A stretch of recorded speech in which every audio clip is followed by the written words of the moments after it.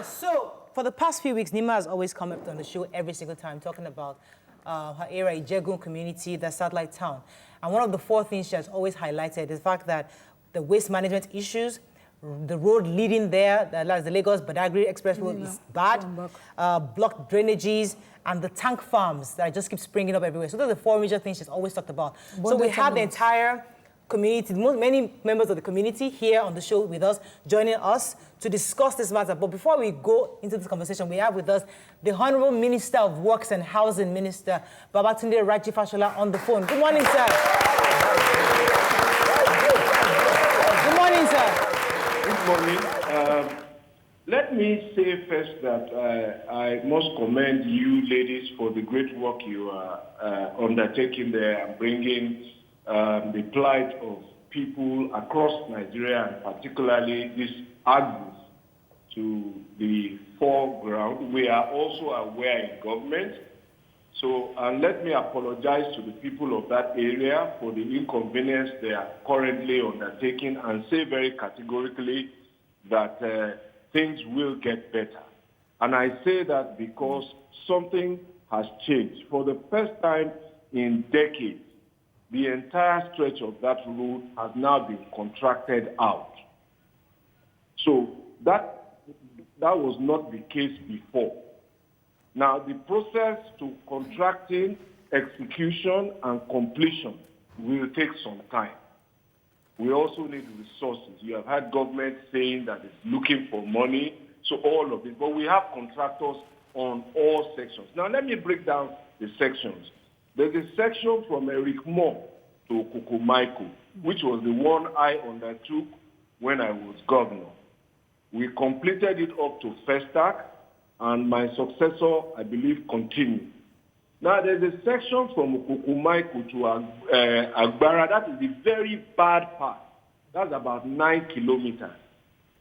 FEMA has brought a proposal for rehabilitation to the Federal Executive Council, which was approved shortly before the end of the first term of President Buhari. The last section, which is from Agbara to Semeboda, is about 44 kilometers. We also have a contractor there. So federal government is doing Agbara to Badagry, Okukumaiko to Agbara, and Lagos State government is in charge of Eric Moore to Okukumaiko. Okay. All right. Now, that said, let me provide some context. This road was opened around 1974-75. At that time, there was no, all the population you have there now wasn't there. Mm-hmm. So you have full town now, Festac built and people living there. You have a university fully built, people living there. Okay. You have a trade fair that used to open once a year. Now it's a daily shopping center. You have so many things that have been built there. So that was what necessitated the decision to expand it from 2-lane dual carriage to 10 lanes. Okay. Let me pause you for a quick second, sir. Go ahead. Okay, so thank you, sir, for usually accommodating my calls on the road. What needs to be done now is to appeal to people to be patient with government to execute this work. All right, let me pause you for a quick second, sir. I want to get in one question. Just one question. So the contractors in charge of that road are presently working on the service lane on both sides now, especially the service lane turning from the trade fair. But as we speak, when they are working, they just block off and cut off the community, that satellite town community entirely. So when you're driving through, you have to get all the way down to turn. And that's another bad road. So if you don't know the alternative roads within communities and out, you can't get home. You have to do a one-way from Alakija to get into satellite town. As we speak, on the service lane, are the contractors not aware of, the structures of the road, or is there someone not, is government not supervising what they're doing so that the alternatives are created as long as they're working? You see, let me again say that there is always room for improvement about how things are done. What I can identify here is the need for better traffic management. The responsibility of the contractor essentially is to build and as much as possible provide signages and diversions. How best those work are matters of the knowledge of the local traffic management authority where to divert to and which place to divert to. And I think the community development associations and also can and should engage with the contractor. But what I undertake to do today is to speak to the Corps Marshal of the Federal Road Safety Commission to liaise with LASMA in Lagos State and the contractor and see how best this diversion can be undertaken. I have to let you go, but let me just throw in one last one. The community members are here, Minister. Can you give us a timeline? When do we expect that this road will be completed leading to Badagry? I think the entire road works should not exceed 24 months. That does not mean it is after 24 months. 2 years. I think the entire timeline should be about 24 months, but that does not mean it's only after 24 months that you will see relief. As certain sections are completed, they will be opened for use. I am aware now that between Agbara and Badagry, 12 kilometers of it have been laid with earthworks and laterite. And once the dry weather starts, they will start surfacing that part. If that part is finished, it will be opened up, and so on and so forth. Of course, these are subject to the availability of funding. The contractor already is asking that he should be paid for some of the works he's done, so we're trying to mobilize resources to the contractor. Please bear with us. All right, I'll let you go at this time, Minister. Thank you very much for joining us on the show, Minister Fashola. It's always a pleasure having you. Now, coming back to... Thank you. Bye-bye. Bye-bye, sir. Now, obviously, so that's concerning the routes. Now, going to other issues. I know Nima has said issues of waste management, blocked drainages, and the terminals, the blocked terminals, and also the fact that we have the tank farms. Now, we tried to get DPR. Unfortunately, they did not accept our invitation. We really wanted them to be on this show. We reached out to the Commissioner for Environment, and he's asked that his PEMSEC for drainage, the engineer in charge of drainage, should actually be here, and he's going to be here very soon to discuss all the issues. He also asked us to speak with the MD of Loma, who we've called since yesterday. I sent him a message also. The producer also tried to reach him. He hasn't responded. So at least we have one person in the studio who can respond to the issues on waste management and blocked drainages. But let's talk about what your plight as regards the terminals, the blocked terminals. Let's start with that. Thank you very much, viewers, and it's a great opportunity. Okay, I forgot to introduce you. You're Chairman, Satellite Town Forum, Governor Imitini, and the Vice Chairman, Satellite Town Forum, Mr. Navy Captain Bayo Adekoya. Welcome, gentlemen. Sorry about that. We got to properly invite them. All right, so go ahead, sir. Yeah, thank you very much. The issue of the drainage that you just rightly said, I want to tell you frantically that Satellite Town has no drainage system at all. Okay. It has not. Because all drainage in satellite towns are being handled by individuals. That is the area that Lagos State Ministry of Environment should have come in to look at it and see. Because the town planning itself within a satellite town, I can say is horrible. The fact is that the proper planning is not there. And then we are close to the sea. That would have even made it more cheaper and easiest way of diverting the flood and the rainwater to the lagoon. But this is not, it's absence of that. We don't have it at all. And the little one we manage to do ourselves, it is being blocked by tank farms. As I'm talking to you now, people are wearing rain boots in their homes, in their room, bedroom, the kitchen. It's as bad as that. We have the visual of it. The whole place is flooded because there is no proper drainage. And which, not that no proper drainage per se by our own individual effort, but the tank farm is seated on the water channels. The chairman of the tank farm owners has said that they have been engaging with the community actively since they started operations there. So you telling me now that there is no drainage, what has their engagements offered you people? They have not. I'm saying it loud and clear to the Nigeria as a whole, that the tank farm has not done anything. They have not improved the community in any form.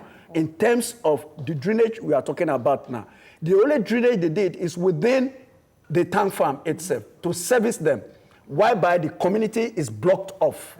So the water coming from Finanja, if you may know the area very well, down to Ijegun, Then before it gets to some of those estates there, as I'm talking to you, particularly let me mention NNPC, NIG, and NPF is fully flooded as I'm talking to you now.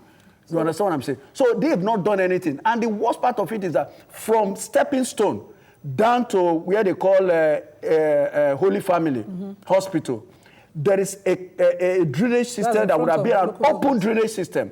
Okay? But they went and used rings.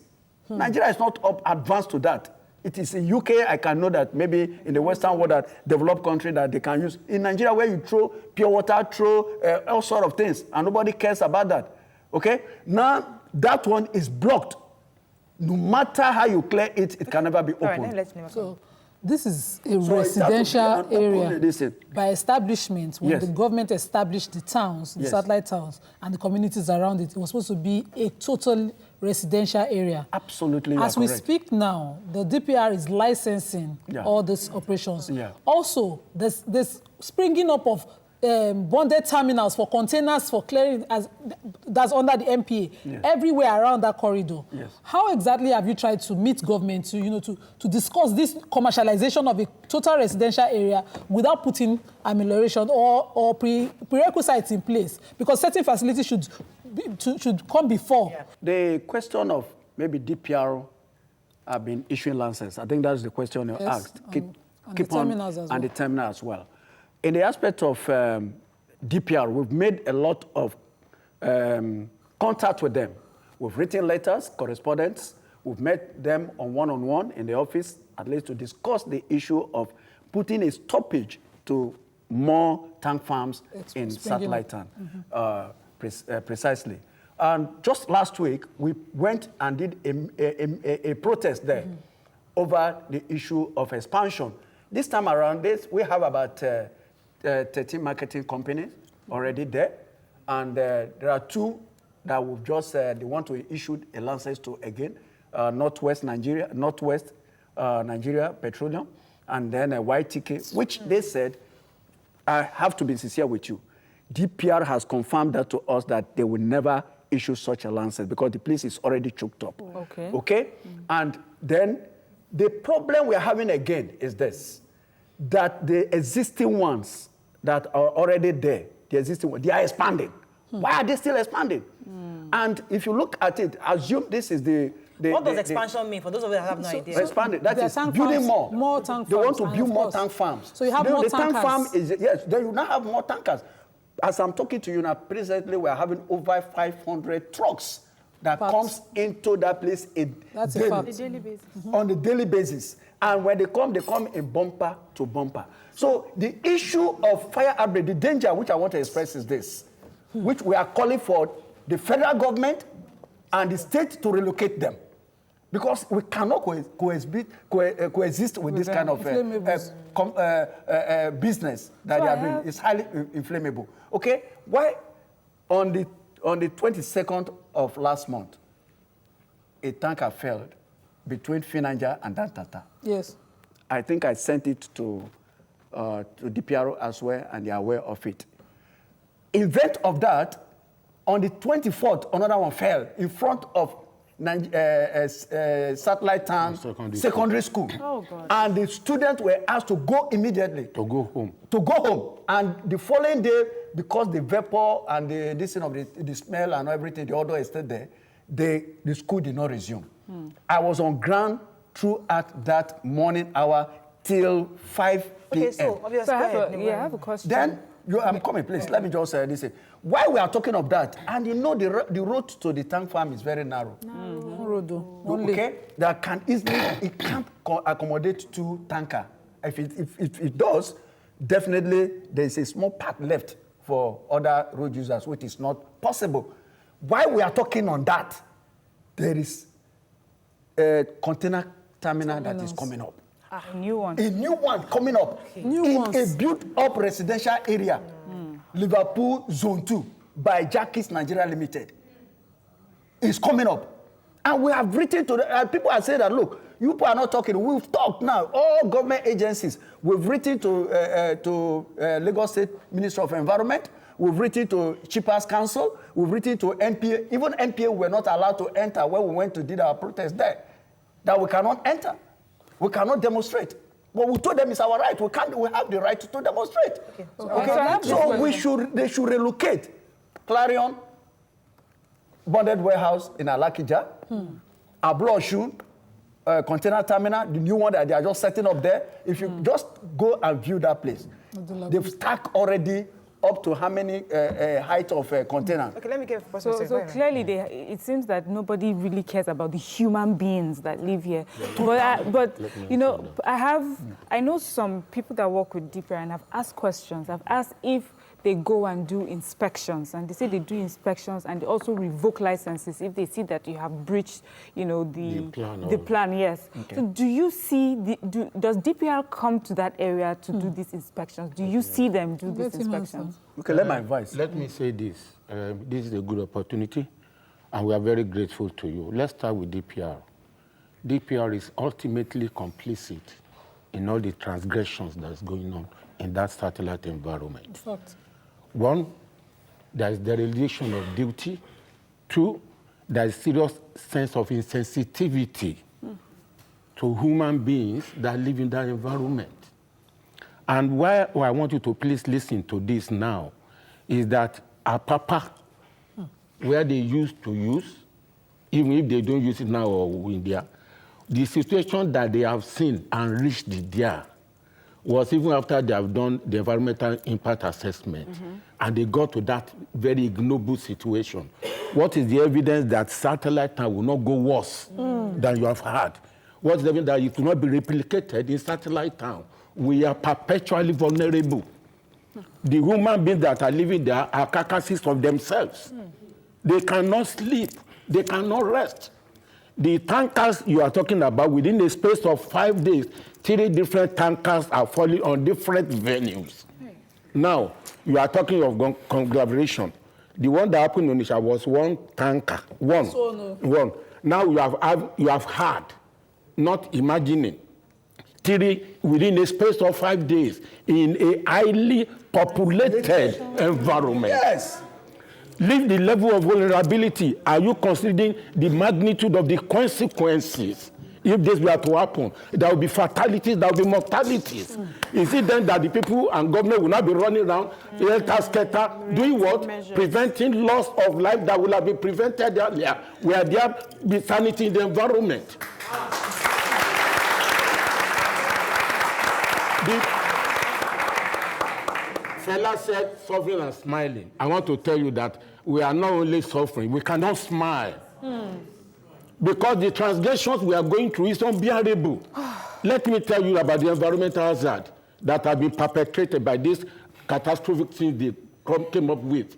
In my estate, Finaja Estate, the next building to me, they by 2:30 a.m., after the NNPC tanker had fallen down in front of a secondary school, that students were not able to, the odor there permeated with emitting very offensive odor, making that place inhabitable. Yes. And yet you are supposed to be an habitable environment.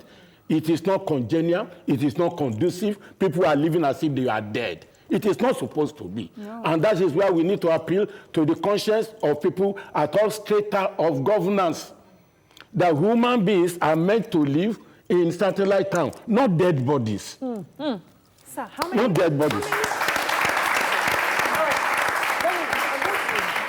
Because I don't want us to just lament. Yes, it's important that, yes, because Nima talks about this every single day, so we know of these issues.